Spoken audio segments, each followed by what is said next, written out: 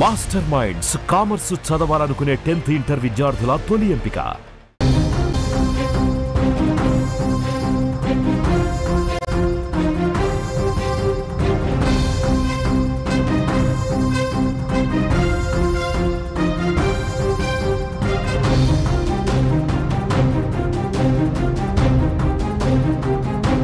మరో big breaking news చూస్తున్నాం.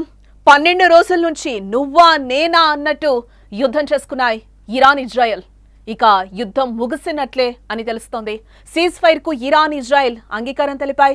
Trump ప్రకటన తర్వాత ఇజ్రాయెల్ పైకి ఇరాన్ మిసైల్స్ దూసుకొచ్చాయి.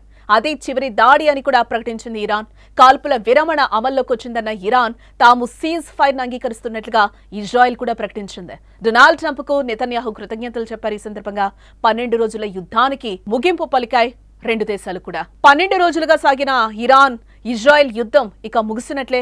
ఈ తెల్లవారుజాము నుంచి యుద్ధ విరమణకు ఇరాన్ ఇజ్రాయెల్ అంగీకరించినట్లుగా ట్రంప్ ప్రకటించగా ఇరాన్ దాన్ని ధృవీకరించింది. అయితే సీజ్ ఫైర్ కు అంగీకరించే ముందు ఇజ్రాయెల్ పై లాస్ట్ పంచ్ వేసింది.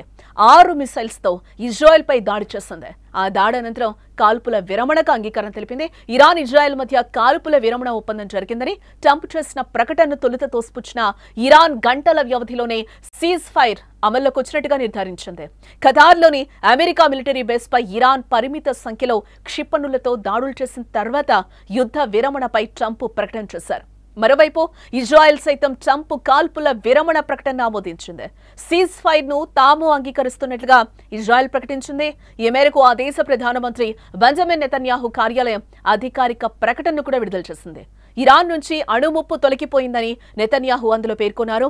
ఇందుకు సహకరించిన అమెరికా అధ్యక్షుడు డొనాల్డ్ ట్రంప్కు కృతజ్ఞతలు అని కూడా తెలియజేశారు. సీజ్ ఫైర్ కు ఇరాన్ ఇజ్రాయెల్ అంగీకారం తెలపడంతో యుద్ధానికి తాత్కాలికంగా తెరపడినట్లయింది.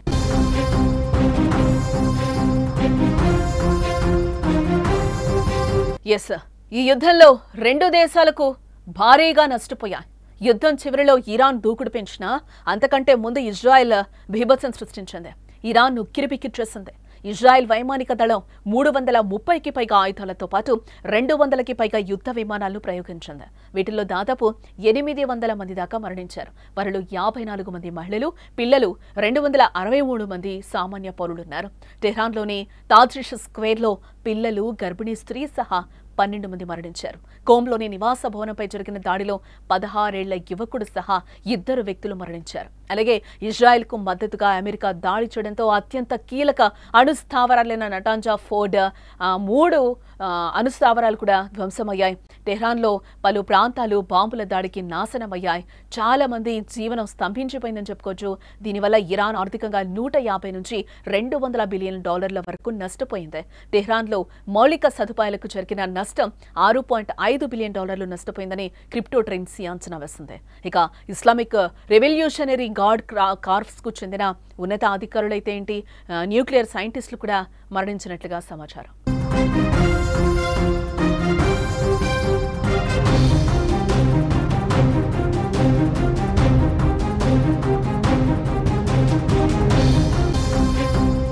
పశ్చిమాసియాలో ఉద్రిక్తతలు క్షణక్షణానికి మలుపు తిరిగాయని కూడా చెప్పుకోవచ్చు. ఈ 12 రోజుల నుంచి కూడా అక్కడ ఉద్రిక్తతలు ఏ విధంగా ఉన్నాయో కూడా మనం చూసిన పరిస్థితి కనిపిస్తుంది. ఈ యుద్ధంలో చాలా మంది ప్రాణాలు కోల్పోయిన పరిస్థితులు కూడా కనిపించాయి. అలాగే ఇజ్రాయెల్లో ప్రజలు కూడా భయంతో, ప్రాణభయంతో పరుగులు తీసిన పరిస్థితులు కూడా మనకి కనిపించాయి. ధీటుగా ఇరాన్ ఇజ్రాయెల్ నువ్వా నేనా అన్నట్టు కూడా ఈ 12 రోజులు ధీటుగా యుద్ధాలైతే చేసుకున్న పరిస్థితి అయితే కనిపిస్తుంది. మధ్యలో అమెరికా ఎంటర్ అయింది. అమెరికా ఎంటర్ అయిన తర్వాత కూడా సీన్ మొత్తం మారిపోయింది. అనుకోకుండా చెప్పిన 48 గంటల్లోనే ట్రంప్ ఇంకా అధికారికంగా ప్రకటన చేయకుండానే యుద్ధానికి సంబంధించి అనఫీషియల్ గా కూడా యుద్ధం స్టార్ట్ చేసిన పరిస్థితి, యుద్ధం మీద బాంబులు వేసిన పరిస్థితి అయితే మనం చూసాం. కొన్ని అణుస్థావరాల్ని కూడా పేల్చేసిన పరిస్థితులు కూడా మనం చూసాం. ఇప్పుడు మళ్ళీ సీజ్ ఫైర్ అంటూ కూడా ట్రంప్ ఎంట్రీ ఇచ్చిన తర్వాత రెండు దేశాలు కూడా కొంచెం కూలంకషంగా శాంతికి వచ్చినట్లుగా మనకి తెలుస్తుంది. ఆ 12 గంటల సమయంలో కూడా వీళ్ళు కాల్పుల విరమణకైతే సీజ్ ఫైర్ చేసినట్లుగా తెలుస్తుంది. అసలు ఏం జరిగింది అనేది కూడా ఒకసారి మనం చూసే ప్రయత్నం చేద్దాం. ఇరాన్ ఇజ్రాయెల్ మధ్య కాల్పుల విరమణకు ఒప్పందం జరిగినట్లు అమెరికా అధ్యక్షుడు డొనాల్డ్ ట్రంప్ ప్రకటించినప్పటికీ అక్కడ కొన్ని గంటలైతే ఇంకా ఘర్షణలు అయితే జరిగినట్లుగా మనకి సమాచారం.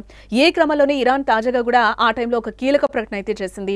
ఇజ్రాయెల్తో కాల్పుల విరమణ ఒప్పందం మొదలైనట్లుగా కూడా అధికారికంగా ప్రకటించింది. ఈ మేరకు టెహ్రాన్ అధికారిక మీడియా కూడా వెల్లడించడం జరిగింది. అటు ట్రంప్ కూడా దీనిపై స్పందించారు. కాల్పుల విరమణ ఒప్పందం అమల్లోకి వచ్చింది, దయచేసి దాన్ని ఉల్లంఘించొద్దు అని కూడా అమెరికా అధ్యక్షుడు తన ట్రూత్ పోస్ట్ లో కూడా ఆయన రాసుకురావడం మనం చూసాం. ఇజ్రాయెల్ ఇరాన్ మధ్య కాల్పుల విరమణ ఒప్పందం కుదిరినట్లు కొన్ని గంటల క్రితం ట్రంప్ కూడా చెప్పిన సంగతి మనకు తెలిసిందే. ఆ ప్రక్రియ ఎలా జరగనుందనే దాన్ని కూడా ఆయన అందులో వివరించడం కూడా జరిగింది. ఇప్పటి నుంచి దాదాపు 6 గంటల తర్వాత ఇరాన్ ఇజ్రాయెల్ పరస్పరం తుది విడత దాడులు పూర్తి చేసుకుని కాల్పుల విరమణ ఒప్పందానికి వస్తామని చెప్పి తొలుత అర్ధరాత్రి 12 గంటలు దాటిన తర్వాత అమెరికా కాలమానం ప్రకారం మనం చూస్తే ఇరాన్ కాల్పుల విరమణను మొదలు పెట్టాల్సి ఉంటుంది. ఆ తర్వాత మధ్యాహ్నం 12 గంటలు అంటే ఇది కూడా అమెరికా కాలమానం ప్రకారం నుంచి ఇజ్రాయెల్ కాల్పుల విరమణను మొదలు పెడుతుంది. అంటే అలా 12 గంటలు ముగిసిన తర్వాత 12 రోజుల యుద్ధానికి అధికారిక ముగింపు లభిస్తుందట. ఈ ఒప్పందం అమల్లో ఉన్న వేళ పరస్పరం శాంతియుతంగా గౌరవప్రదంగా వ్యవహరించాలని కూడా ట్రంప్ పేర్కొనడం ఇక్కడ మనం గమనార్హంగా చూడాలి. అన్నట్లుగానే ఇరాన్ తొలుత కాల్పుల విరమణను ప్రకటించింది. ఇక్కడ నుంచి 12 గంటల తర్వాత ఇజ్రాయెల్ కూడా దీన్ని పాటించాల్సి ఉంటుంది. అయితే తాజా పరిణామాలపై ఇజ్రాయెల్ ప్రభుత్వం నుంచి కూడా ఎటువంటి స్పందన అయితే అప్పుడు రాలేదు. అయితే కాల్పుల విరమణను ప్రకటించడానికి చివరి నిమిషం వరకు టెహరాన్ అయితే దాడులకు పాల్పడిందని చెప్పొచ్చు. పలు దఫాలుగా ఇజ్రాయెల్ పైకి క్షిపణులను అయితే ప్రయోగించింది. దీని కారణంగా బీర్షెబాలోనే ఓ భవనం అయితే తీవ్రంగా దెబ్బతిన్నట్లుగా కూడా మనకు తెలుస్తోంది. ఈ ఘటనలో 4 మృతి చెందగా పలువురు గాయపడినట్లుగా కూడా ఐడిఎఫ్ వెల్లడించడం జరిగింది.